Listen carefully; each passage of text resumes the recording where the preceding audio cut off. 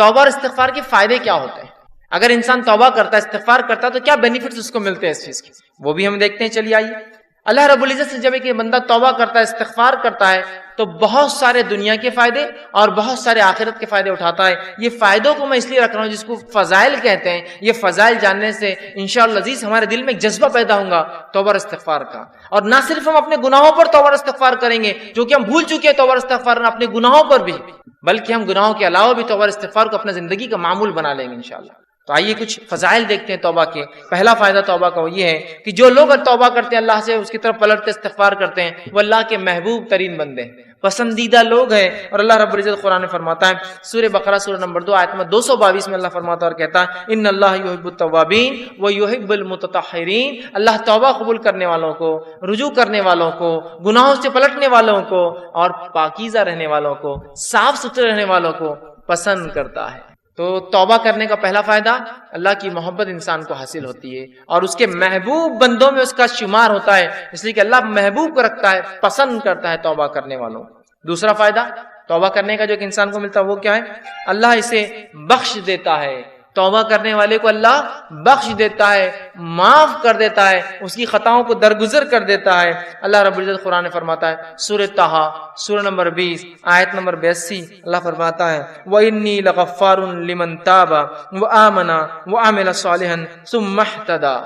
سن لیجئے کیا فرماتا اللہ کہ میں جو ہے لوگوں کو معاف کرتا ہوں، لمن تابا، جو میری طرف رجوع کرتا ہے، جو میرے سے توبہ کرتا ہے میں اسے معاف کرتا ہوں، لیکن کنڈیشنل ہے میری معافی۔ پہلی شرط معافی کے لیے، وہ آمنا، وہ ایمان والا ہو، وہ عمل صالحا، اور پھر نیک کام کرے توبہ کرنے کے بعد۔ اس کا ہرگز معلوم مطلب یہ نہیں کہ توبہ کر لیا مطلب نیا اکاؤنٹ کھولنے کی اجازت مل گئی مجھے اب گناہ کرنے کی۔ توبہ کرتا ہے ایمان والا انسان اور پھر نیک کام کرتا ہے تو اللہ رب العزت فرماتا ہے، وَإِنِّي لَغَفَّارٌ لِمَن تَابَ، کہ ان لوگوں کی میں توبہ قبول کرتا ہوں جو مجھ سے توبہ کرتے ہیں اور انہیں معاف کر دیتا ہوں، اور پھر وہ ایمان لائے اور نیک عمل پھر کرتے رہے اور اس معاملے پہ جم جائے، اس معاملے پہ اڑ جائے۔ تیسرا فائدہ، چوتھا فائدہ اور پانچواں فائدہ چونکہ ایک ہی حدیث میں آتا ہے اس لیے میں ایک ساتھ رکھوں گا۔ تیسرا فائدہ توبہ کا ہے، اللہ غم سے نجات دیتا ہے، پریشانیوں سے نجات دیتا ہے، مشکلوں سے نجات دیتا ہے۔ چوتھا فائدہ، تنگ دستی دور کرتا ہے۔ سبحان اللہ، ہم نے سوچا بھی نہیں تھا توبہ استغفار کا تعلق تنگ دستی سے بھی ہو سکتا ہے، یا توبہ استغفار کرنے سے رزق میں کشادگی بھی آ سکتی ہے، مال و دولت میں فراوانی بھی ہو سکتی ہے۔ اس لیے کہ توبہ کرنے کا ایک فائدہ ہے تنگ دستی سے اللہ نجات دیتا ہے۔ اور پانچواں فائدہ توبہ کا معلوم آپ کو کیا ہے؟ ایسی جگہ سے روزی دیتا ہے جہاں سے سوچا بھی نہیں ہوگا۔ تنگ دستی بھی دور ہوتی ہے، غم بھی دور ہوتے ہیں، اور ایسی جگہ سے روزی ملتی ہے، روزی سمجھتے ہیں نا آپ، رزق ملتا ہے جہاں سے سوچا بھی نہیں ہوگا، گمان بھی نہیں کیا ہوگا، فہم میں بھی نہیں لایا ہوگا اس نے۔ آئیے حدیث اس طرح سے ابو داؤد کی روایت ہے، تینوں فائدے ایک ہی حدیث میں آتے ہیں۔ پہلا، جو شخص استغفار کو لازم پکڑ لیتا ہے، استغفار کو اپنے نفس سے لازم کر لیتا ہے، پکڑتا ہے، تو اللہ تعالیٰ اس کے لیے ہر غم سے نجات کا راستہ نکالتا ہے۔ ہر غم، سمجھتے ہیں آپ؟ آج کون سا ہے نا جو انسان ہے جو غم زدہ نہیں ہے، پریشان حال نہیں ہے؟ بتائیے مجھے، وہ کہہ سکتا ہے کہ مکمل طور 100% خوش ہوں؟ ہم تو ہر حال میں اللہ کا شکر تو ادا کرتے ہیں، لیکن کہیں نہ کہیں پریشانیاں ہیں ہمارے۔ پریشانیوں کا حل توبہ اور استغفار۔ ہم نے تو کبھی سوچا ہی نہیں تھا کہ غم کا علاج بھی استغفار ہو سکتا ہے۔ ہر غم سے اللہ نجات دیتا ہے استغفار کی بنیاد پہ، اس کی فضیلت یہ ہے۔ دوسرا، ہر تنگ دستی سے کشادگی کی طرف لے آتا ہے، ہر قسم کی غربت اور تنگ دستی سے نکال کے کشادگی کی طرف لاتا ہے۔ اور تیسرا، صرف تنگ دستی اور تنگ دستی سے نکال کے کشادگی کی طرف نہیں لاتا ہے، ایسی جگہ سے روزی دیتا ہے جہاں سے اس نے گمان بھی نہ کیا ہو، سوچا بھی نہ ہو۔ یاد رکھیں، سوچا بھی نہ ہو۔ کیا فائدے ہیں استغفار اور توبہ کے؟ روزی میں برکت، ایسی جگہ سے روزی جہاں سے سوچا نہ ہوگا، ہر غم سے نجات۔ کوئی کہتا ہے میرے گھر میں بیماری ہے، میں غم زدہ ہوں، استغفار کی کثرت کیجیے۔ کوئی کہہ رہا ہے مجھے تنگ دستی ہے، استغفار کی کثرت کیجیے۔ کوئی کہہ رہا ہے مجھے جو مال و دولت کی کمی ہے، استغفار کی کثرت کیجیے تو صحیح، آپ دیکھیے اللہ کیسی رزق دیتا ہے۔ اور کوئی کہے مال و دولت تو ہے، برکت نہیں ہے، استغفار کیجیے، اس لیے کہ اللہ نے مال و دولت کی برکت چھین لی نا آپ کی۔ رزق میں اضافہ کہاں ہو رہا ہے؟ مال تو تعداد کوانٹٹی وائز بہت ہے، لیکن دل کہاں سکون میں ہے؟ استغفار نہیں کر رہے ہیں۔ استغفار کی کثرت کیجیے، استغفار کی کثرت کیجیے، استغفار کو معمول بنا لیجیے۔ تین عظیم فائدے ایک ہی حدیث میں استغفار کے، غم سے نجات، تنگ دستی سے کشادگی کی طرف، اور ایسی جگہ سے روزی دیتا ہے جہاں سے سوچا بھی نہیں. اسی طرح غم سے نجات کے تعلق سے چھوٹا سا واقعہ رکھ دیتا ہوں صرف آپ کے سامنے, چونکہ ہمارے حالت میں ایسے واقعات ہوتے ہیں, ہمارے ماحول میں اس لیے رکھ رہا ہوں کہ نبی اکرم صلی اللہ علیہ وسلم کے پاس ایک صحابہ اور ایک صحابی آئے جن کے بیٹے کو گرفتار دشمنوں نے پکڑ لیا, اور نہ صرف پکڑا, خبر ملی کہ بہت مضبوط زنجیروں کے اندر اس کے پیر باندھ دیے. وہ آئے اور کہا اللہ کے رسول صلی اللہ علیہ وسلم, دشمنوں نے جو ہے ہمارے بچے کو پکڑ لیا ہے, آپ کچھ بتائیے کیا کیا جائے, کیا کرا جائے کہ ہمارا جو ہے بچہ واپس آ جائے, میرا بیٹا جو ہے واپس آ جائے, وہ ماں اور باپ دونوں آئے. اللہ کے رسول صلی اللہ علیہ وسلم نے کہا استغفار کی کثرت کرو, استغفار کرو.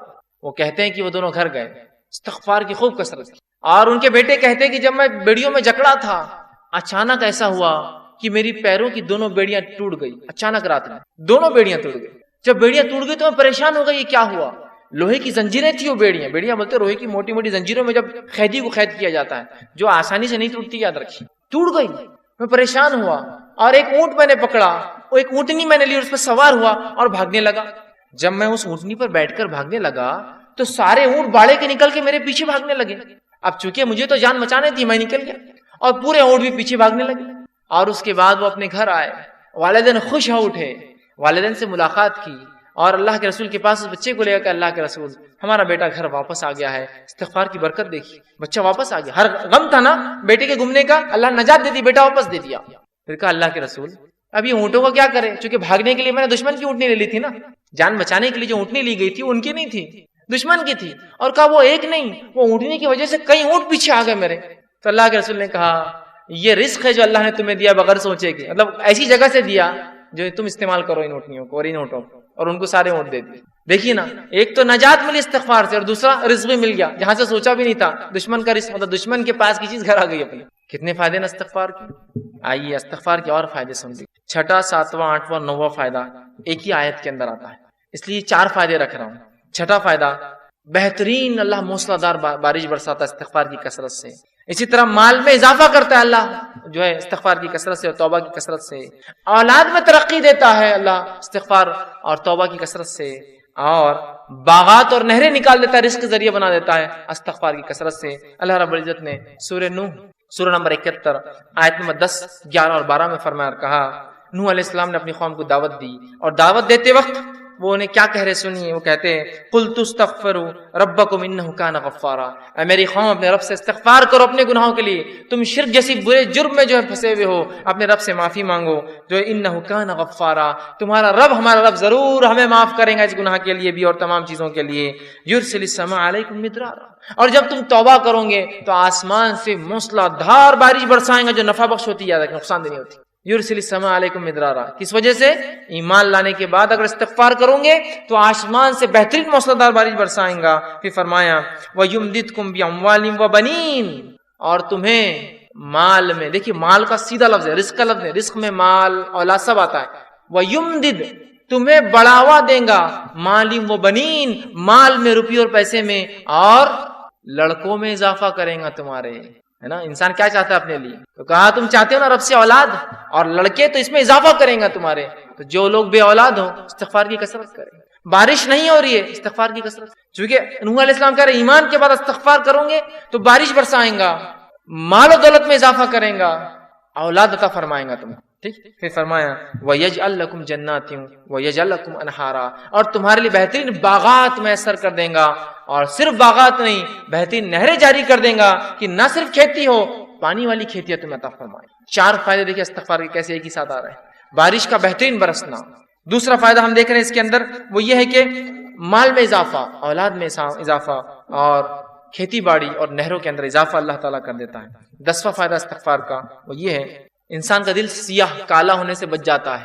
نبی اکرم صلی اللہ علیہ وسلم فرماتے ہیں, مستدرک حاکم کی روایت آپ نے فرمایا, بندہ جب گناہ کرتا ہے تو اس کے دل پر ایک کالا سیاہ داغ پڑ جاتا ہے, ایک سپاٹ آ جاتا ہے.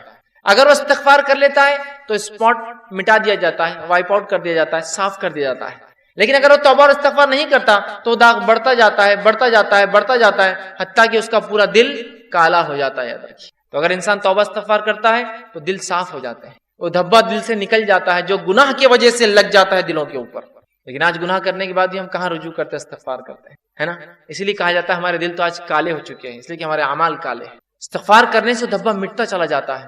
گناہ ہوئے استغفار کیجیے, توبہ کیجیے, دھبا مٹ جائیں گا. تو دل کالے ہونے سے بچ جاتا ہے، اور جب استغفار کرتا ہے تو دل چمکا دیا جاتا ہے، صاف کر دیا جاتا ہے۔ اسی طرح 11واں فائدہ توبہ اور استغفار کا وہ یہ ہے کہ توبہ اور استغفار سے کتنا ہی گناہ، بڑا گناہ کیوں نہ اللہ معاف کر دیتا ہے۔ توبہ اور استغفار جب انسان کرتا ہے نا، کتنا ہی بڑا گناہ آپ نے اور ہم نے کیوں نہ کیا ہو، اللہ معاف کر، کتنا ہی بڑا۔ اور سب سے بڑا دنیا میں گناہ کون سا ہے؟ اللہ کے ساتھ شرک کرنا۔ اگر شرک کرنے والا بھی توبہ کرے سچی، تو سچی توبہ کے بعد اللہ اس کے شرک کو بھی معاف کر دیتا ہے، زنا کو بھی معاف کر دیتا ہے، کفر کو بھی معاف کر دیتا ہے، نفاق کو بھی معاف کر دیتا ہے، ہر قسم کے گناہ کو معاف کر دیتا ہے۔ اور نماز اگر چھوڑتا ہے، تارک الصلاۃ، نماز چھوڑنے والا، تو اس کے گناہ معاف ہو جائیں گے، لیکن توبہ سچی ہو۔ اور توبہ کی شرائط میں بہرحال انشاءاللہ آگے آؤں گا، لیکن جو بات آیت گزری آگے وہ یہ ہے کہ ایمان لانے کے بعد عمل صالح پڑ جائے، یہ توبہ کی شرائط ہے۔ ورنہ یہ نہیں کہ توبہ کر لی اور اگلا گناہ کرنا پھر شروع کر دیا۔ گناہ کرنے سے ہر گناہ کی معافی، توبہ کرنے سے ہر گناہ کی معافی ملتی ہے، ہر گناہ کی۔ شرط یہ ہے کہ موت سے پہلے یا قیامت کی کوئی بڑی علامت آنے سے پہلے یہ کر لیا جائے، موت سے پہلے۔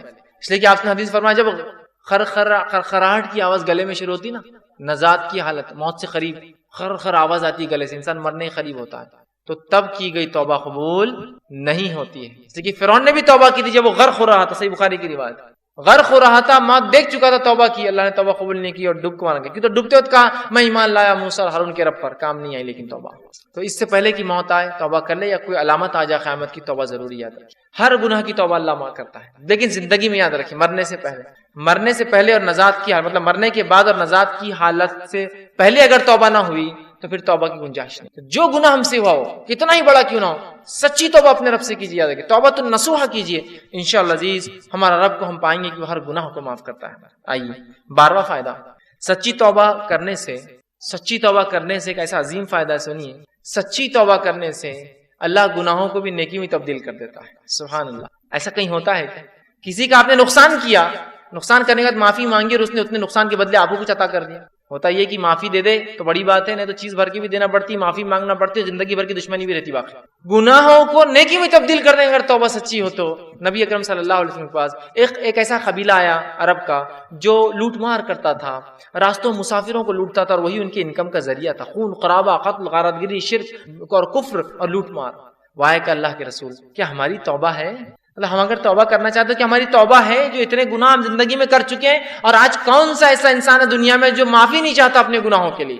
راستہ یہ ہے معافی کا، راستہ یہ ہے معافی کا۔ ہر انسان چاہتا ہے اسے گناہ معاف ہو، ہر انسان ریپینٹ کرنا چاہتا ہے، توبہ کرنا چاہتا ہے، استغفار کرنا چاہتا ہے اپنے رب سے، یہ ہے طریقہ توبہ کا۔ تو کہا ہماری کوئی توبہ ہے؟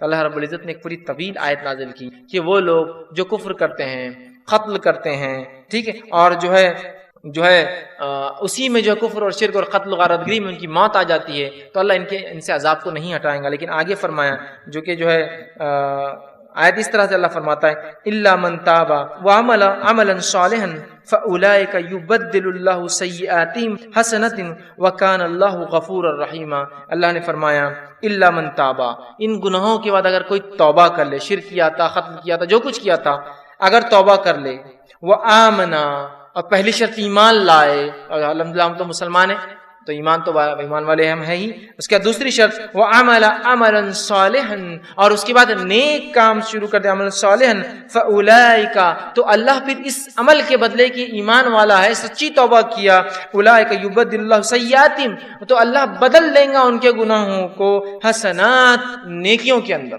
سبحان اللہ۔ اور آگے فرمایا وکان اللہ غفور الرحیم، اور اللہ تعالیٰ تو معاف کرنے والا اور رحم کرنے والا ہے۔ تو گناہ بھی نیکی میں تبدیل ہو سکتے ہیں اگر سچی توبہ انسان کی ہو۔ اسی طرح ابن ماجہ کی روایت ہے، آپ صلی اللہ علیہ وسلم فرماتے کہتے ہیں اگر تم اس قدر گناہ کرو کہ تمہارے گناہ آسمان تک پہنچ جائے، لیکن ان حدیثوں کو بالکل رائٹ کانٹیکسٹ میں لیجیے، بالکل صحیح معنوں میں لیجیے، یہ حدیث دلیل نہیں ہے گناہ کرنے کی، جو ہو جاتے اس کی معافی کی دلیل ہے، یاد رکھیں رائٹ کانٹیکسٹ۔ تو اللہ کے رسول فرماتے ہیں کہ اگر تمہارے گناہ آسمانوں تک بھی اگر چھوں گے، ٹھیک ہے، اگر تم اس قدر گناہ کرو کہ تمہارے گناہ آسمانوں تک پہنچ جائیں گے، پھر تم توبہ کر لو تو اللہ تمہاری توبہ کو قبول کریں گا۔ اگر کسی انسان نے ایسے بھی گناہ کیے ہو جو آسمانوں تک چھو رہے جا کر، لیکن وہ اللہ کی ذات سے ان گناہوں پہ کبھی نا امید نہ ہو، یاد رکھیں، بلکہ اگر سچی توبہ کرتا ہے تو انشاءاللہ عزیز اپنے رب کو وہ توبہ قبول کرنے والا اور معاف کرنے والا ضرور پائیں گا، یاد رکھیں، لیکن توبہ سچی ہو، اس کے شرائط کے ساتھ، یاد رکھیے۔ چلیے آئیے آگے 13वां फायदा जो हम तौबा का फायदा उठाते हैं और जो है इस्तिग़फ़ार का, आदमी सच्ची तौबा की वजह से जन्नत का मुस्तहिक बन जाता है। सच्ची तौबा की वजह से जन्नत का मुस्तहिक बन जाता है। अल्लाह रब्बुल इज़्ज़त ने सूरह तहरीम सूरह नंबर 66 आयत नंबर 8 में फरमाया, या अय्युहल्लज़ीना आमनू तूबू इलल्लाहि तौबतुन नसूहा, ऐ वे लोगों जो ईमान लाए हो अल्लाह से सच्ची तौबा करो, सच्चा रुजू करो, सच्चे ढंग से उसकी तरफ पलटो और गुनाहों से अपनी माफी मांगो। तो नसूहा आसा रब्बुकुम अन युकफ्फिर अन्कुम सय्यातिकुम, तो हो सकता है तुम्हारा रब फिर तुमसे तुम्हारे गुनाहों की मग़फ़िरत कर दे, उसका कफ़ारा कर दे, उसे माफ कर दे। सय्यातिकुम व युदखिलकुम जन्नातिन तजरी मिन तहतिहा अल-अनहार, और तुम्हें ऐसी जन्नतों में दाखिल कर दे जिसके नीचे नदियां नहरें बहती है। तौबा करने का फायदा, इंसान जन्नत का मुस्तहिक बन जाता है। 14वां और आखिरी फायदा जो आज मैं रखूंगा तौबा का, वो ये है, जब इंसान सच्ची तौबा करता है, सच्चे तौर से नदामत होता है, तौबा करता है, तो जो है अल्लाह रब्बुल इज़्ज़त जो है उससे खुश होता है। इंसान जब तौबा करता है तो अल्लाह खुश होता है, नाराज नहीं होता। हाँ, नाराज तो उनसे होता है जो गुनाह करे और अड़ जाए उस पर, लेकिन जो तौबा करते हैं अल्लाह खुश होता है। हदीस के अल्फाज इस तरह से हैं, जो तौबा के बारे में नबी अकरम सल्लल्लाहु अलैहि वसल्लम फरमाते हैं कि अल्लाह खुश होता है, और हदीस इस तरह से है जो सही बुखारी की रिवायत है, आप सल्लल्लाहु अलैहि वसल्लम फरमाते हैं कि अल्लाह अपने बंदे की तौबा पर ऐसा खुश होता है, जब बंदा तौबा करता है अल्लाह ऐसा खुश होता है जैसे कि एक शख्स सफर पर निकला हो, मुसाफिर हो, सफर करके चल जा रहा हो, और एक जगह अपने ऊंट को बांधे और लेट जाए रेगिस्तान के बीच में, और जब वो जागे तो उसका ऊंट चला जाए, वो थोड़ा निकल कर ढूंढता है अपने ऊंट को, उसका ऊंट उसे नजर नहीं आता, तो फिर वो वापस आता है और सोचता है कि अब रेगिस्तान में घूम के मरने से अच्छा है जहां लेटा था उस छोटे दरख्त के नीचे लेट जाऊं तो मुझे मौत आ जाए, क्योंकि अब रेगिस्तान में ऊंट घूमना मतलब मौत है और कोई रास्ता नहीं। वो आकर लेट जाता है, और जब लेट जाता है थोड़ी देर बाद देखता है तो उसका ऊंट पूरे माल के साथ ज्यों का त्यों खड़ा है। एक तो रेगिस्तान, उस पर अकेला मुसाफिर, और उस पर ऊंट का वापस आना, ये बहुत ताज्जुब की बात है। जो लोग अरब है वो जानते हैं, जो लोग ऊंट पालते हैं वो जानते हैं, ऊंट कभी जिंदगी में पालतू नहीं होता। इसलिए हदीस में आपने फरमाया, कुरान जो शख्स हिफ्ज करता है उसे पकड़ कर रखे, इसलिए कि कुरान का हिफ्ज ऐसे जहन से निकलता है जैसे ऊंट मालिक से निकल कर भाग जाता है। एक ऊंट को आप 100 साल पालिए, 100 साल बाद रस्सी एक बार खुली छोड़िए, ऐसे भागेगा कि कभी वापस लौट कर नहीं आएगा, लेकिन उसका ऊंट वापस माल के साथ आ जाता है। इतनी बड़ी खुशी की बात कर, और वो खुशी से झूम उठता है और कहता है खुशी में, ऐ अल्लाह मैं तेरा रब और तू मेरा बंदा। खुशी में, क्योंकि उसको समझता नहीं क्या बोलूं उस खुशी के अंदर, तो कहता है अल्लाह मैं तेरा रब और तू मेरा बंदा। उस आदमी से भी ज्यादा अल्लाह खुश होता है जब कोई शख्स तौबा करता है। उस आदमी से भी ज्यादा अल्लाह खुश होता है जब कोई शख्स तौबा करता है। देख रहे हैं आप तौबा क्या फजीलत है। अल्लाह खुश होता है तौबा करने वालों से, और बहुत नाराज और गजबनाक होता है, अजाब नाजिल करता है जो गुनाहों पे गुनाह करते हैं। और इंसान होने के नाते क्या गुनाह हमसे नहीं होते, क्या गुनाह नहीं होते हमारी आंखों से, हमारे हाथ से, हमारी जबान से, हमारे कानों से, हमारे जिस्म से, लेकिन रब से हम फौरन कर ले अस्तगफिरुल्लाह अस्तगफिरुल्लाह। पता नहीं क्या हो गया, कोई चीज नुकसान पहुंच गया, किसी जानवर को नुकसान पहुंच गया, किसी इंसान को पहुंच गया हूं, मैं नहीं जानता हूं, मेरी गाड़ी कहीं खड़ी थी, किसी को तकलीफ हो गई होंगी, इस्तिग़फ़ार का विर्द कर रहा हूं, अस्तगफिरुल्लाह, हो गया गुनाह माफ। आइंदा वो गलती नहीं करना चाहिए, लेकिन अननोन, हमको नहीं पता हमसे क्या हो रहा है, कितनी खताएं गलतियां हो जाती है, बस विर्द करते रहिए, अपने एक मामूल बना ले हम। तो आप सल्लल्लाहु अलैहि वसल्लम फरमाते उससे ज्यादा अल्लाह खुश होता है उस आदमी से जब कोई इंसान अपने रब की तरफ रुजू करता है और तौबा करता है, पलटता है, गुनाहों से माफी मांगता है। इब्न अल क़य्यूम रहमहुल्लाह जो है किताब है उनकी लिखी हुई मिदराज सालिकीन, उसके अंदर बहुत अच्छी बात नकल करते हैं। इंशाल्लाह उस किताब का मैं पूरा वो प्रीफेस, वो जुमला आपके सामने नकल करता हूँ। वो लिखते हैं और कहते हैं तौबा के बारे में कि तौबा ही दीन की हकीकत है। वो लिखते हैं और कहते हैं, फरमाते हैं, आपने फरमाया और कहा, फरमाते हैं कि दीन इस्लाम की हकीकत, तौबा दीन इस्लाम की हकीकत है और सारे काम, सारा दीन तौबा में दाखिल है। तौबा इतनी अहम चीज है कि सारे काम और सारा दीन तौबा में दाखिल है। यही वजह है कि तौबा करने वाला इस बात का मुस्तहिक है कि अल्लाह ताला का वो दोस्त करार दिया जाता है, क्योंकि अल्लाह ताला तौबा करने वालों और पाक साफ रहने वालों को दोस्त रखता है। कि तो अल्लाह जिससे मोहब्बत करता है मतलब वो अल्लाह का दोस्त है ना। तौबा करने वालों से अल्लाह मोहब्बत करता है मतलब अल्लाह के दोस्त है। इसका मतलब तौबा दीन का बहुत अहम हिस्सा, बल्कि वो कहते हैं बल्कि मुकम्मिल दीन इस्लाम मुकम्मिल तौबा के अंदर है। फिर वो आगे लिखते हैं, अल्लाह ताला अपने इन बंदों से मोहब्बत रखता है जो इस काम को बजा लाए जिसका इसने हुक्म दिया है, और इसे तर्क करे, उन कामों को छोड़ दे जिससे इसने मना फरमाया है। तो गोया तौबा का मफहूम ये है कि जिन कामों को अल्लाह ताला ने जाहिरी और बातिनी तौर पर नापसंद फरमाया है, फरमाता है इंसान इनसे रुजू करे, तौबा करे, کرتے ہوئے ایسے کاموں کو اختیار کرے جنہیں اللہ تعالیٰ ظاہری اور باطنی مطلب اوپنلی اور کلوزلی چھپا ہوا سیکرٹلی اس کو پسند کرتا ہے. فرماتا ہے اس اعتبار سے توبہ ایک جامع لفظ ہے اور اسلام، ایمان اور احسان اس توبہ میں مکمل طور سے داخل ہے اور یہ تمام مقامات کا احاطہ کیے ہوئے.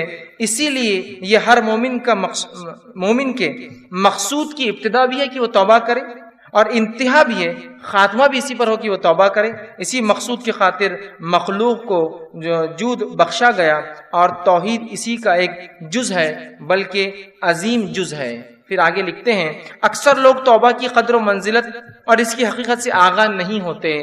علم اور عمل اور حال کے اعتبار سے توبہ کرنا تو بہت دور کی بات ہے. اللہ تعالیٰ توبہ کرنے والوں سے اسی لیے محبت رکھتا ہے کہ ساری مخلوق میں وہی ہے جو اس کے خاص بندے ہیں. توبہ کرنے والے خاص بندے ہیں، گناہ گار تو سارے ہی ہیں، خاص ہیں. اگر توبہ اسلام کے تمام احکام اور ایمان کے کامل حقائق کی جامع نہ ہوتی تو اللہ تعالیٰ اپنے بندے کی توبہ پر اس قدر مسرت کا اعلان نہ کرتا. اگر توبہ بہت اہم چیز نہ ہوتی تو وہ حدیث میں وہ نہیں آتا کہ ایک آدمی جس طرح سے